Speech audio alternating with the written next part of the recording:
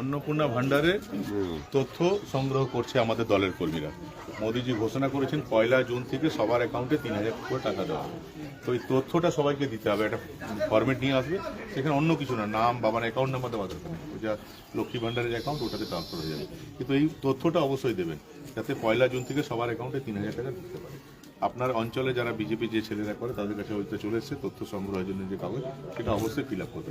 ওই form fill up করা মানে এটা নয় যে আমাকে ভোট দিতে হবে, ভোট তো আমি চাইবো, আলাদাভাবে চাইবো, ঠিক আছে, কিন্তু ওই ফর্মটা সবার জন্য, যে বিজেপি করুক, সিপিএম করুক, টিএমসি করুক, যেই করুক না কেন, সবার জন্য ওই ফর্মটা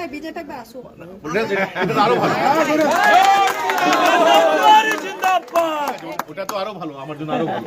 কিন্তু আমি বলছি যে যদি কোনো মা থাকেন, যদি কোনো বোন থাকেন, উনি বলেন যে না আমি তোমাকে ভোট দেবো না, তবুও তাকে এই ফর্মটা দিয়ে দেবেন, কারণ টাকাটা সরকার দেবে, অথবা ওই টাকাটা সবারই, ঠিক আছে।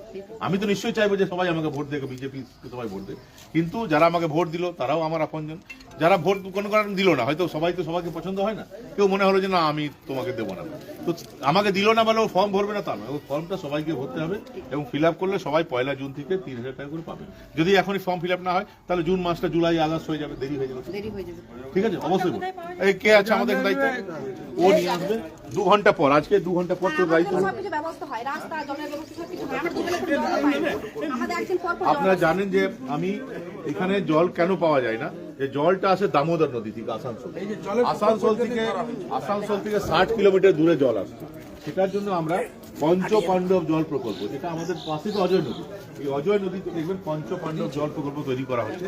এখানে সমস্ত জায়গায় দেখবেন, সমস্ত জায়গায় একটা করে ওভারহেড ব্রিজ যাবে। আপনি দেখো এই নবগ্রাম দেওয়া আছে, নবগ্রাম আছে, এই নবগ্রামেও এটা জলের ট্যাঙ্কি করে সমস্ত জায়গায় 24 ঘন্টায় 2 বার, এই যে নবগ্রাম আছে, নবগ্রাম 1200 এটা আমরা করবো এবং এইখানে পঞ্চপাণ্ডব জল প্রকল্প করা হবে, তার মাধ্যমে সমস্ত বাড়িতে 2 বেলা জল। এবং শুধু এখন না, জনসংখ্যা তো বাড়তে থাকে, মানে করুন এই যে জল প্রকল্প তৈরি করা হচ্ছে, এখন পাণ্ডবেশ্বর যত জন থাকে 10 বছর পর আরো সংখ্যা বাড়বে, 20 বছর পর্যন্ত যত জনসংখ্যা বাড়বে সেটা একটা হিসাব করে সেভাবে জল প্রকল্প তৈরি করা হয়েছে, যাতে 20 বছর পর্যন্ত কারো জলের কষ্ট হবে। একবার বিশ্বাস করুন, ভালো থাকবে, সবাই ভালো থাকবে।